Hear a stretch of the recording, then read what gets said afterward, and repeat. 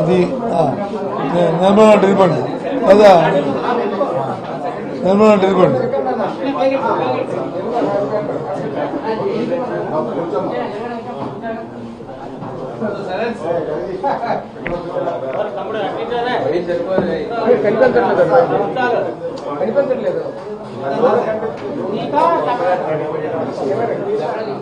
ఇగో ఎంతసేపు ఉందాము ఒకరి తర్వాత ఒకరు.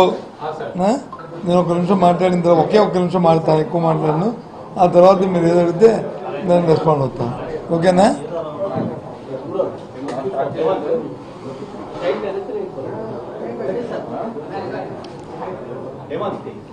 చాలా రోజులు అయింది మీతో కలిసి,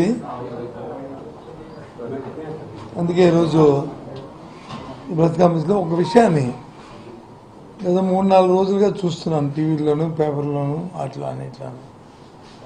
ఊరికే గవర్నమెంట్ మీద ఆడిపోసుకోవడం, జగన్మోహన్ రెడ్డి గారి మీద ఆడిపోసుకోవడం తప్ప ఇంకా ప్రతిపక్షానికి ఇంకో పని ఏంటుంది?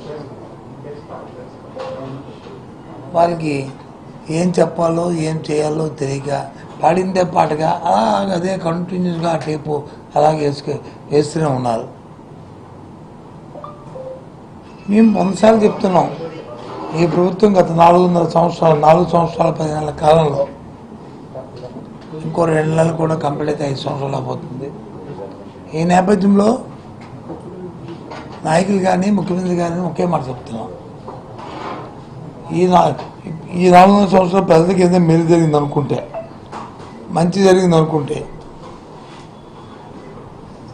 మీ తాలూకా జీవన ప్రమాణాలు పెరిగాయి అనుకుంటే,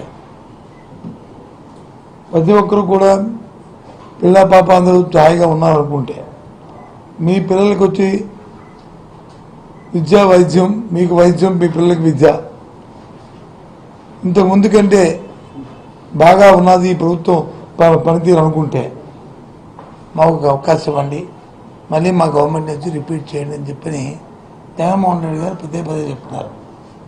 ఆశీర్వదించమని ఆయన పదే చెప్తున్నారు. మేము కూడా అదే చెప్తున్నాం. ఊరిక ఎందుకు మరి మాట్లాడుతున్నారో అర్థం అవట్లేదు. అనొచ్చు కదా, ఇగో ఇది లోపం ఉంది, ఇది లోపం ఉంది, ఇది లోపం ఉంది అంటే. ఇప్పుడు నేను చెప్పిన 10 అంశాల్లో ఏది లోపం ఉంది, ఏది అందట్లేదు, ఏది చేయట్లేదు, ఇంతకు ముందు కంటే విద్యలో కానీ వైద్యంలో కానీ సంక్షేమంలో కానీ వ్యవసాయంలో కానీ మేము అభివృద్ధి చేసాము, మళ్ళీ మాకు అవకాశం అంటే ఫైన్, తప్పు కాదు రాజకీయాలు. కానీ ఏమీ చేయక శూన్యాన్ని అరచేతిలో వైకుంఠం చూపెట్టి మళ్ళీ వాళ్ళు తగుదమ్మా అంటే ముందుకు వస్తుంటే అది అమాయకులు కాదు. అందుకే జగన్మోహన్ రెడ్డి గారు వచ్చి ఇక్కడ మనకి సభ జరిగింది, పార్టీ కార్యక్రమం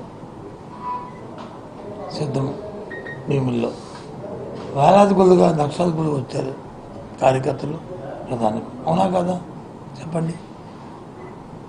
ఇప్పుడు వచ్చి మళ్ళీ ఇవాళ ఏం మాట్లాడతారో మన ఏరియాలో జరిగింది, ఏ రకంగా వచ్చారు, ఏం మాట్లాడతారో అర్థం అవ్వదు. కాబట్టి దయచేసి అన్నీ పట్టుకుంటుకొని కన్స్ట్రక్టివ్గా ఏదైనా మాట్లాడినప్పుడు పూర్వపరాలతో, ఎందుకంటే కొత్త వాళ్ళు మాట్లాడితే పర్వాలే, పాత వాళ్ళు మాట్లాడినప్పుడు 14 సంవత్సరాలు వచ్చి రాష్ట్రం పరిపాలించినప్పుడు నా పరిపాలన జరిగిందని కంపారిజన్ చెప్పుకోవాల్సిన అవసరం ఉంది. దాన్ని వేగంగా మాట్లాడడం మాత్రం అది సాంప్రదాయం కాదు, ప్రజలు దాన్ని హర్షించరు.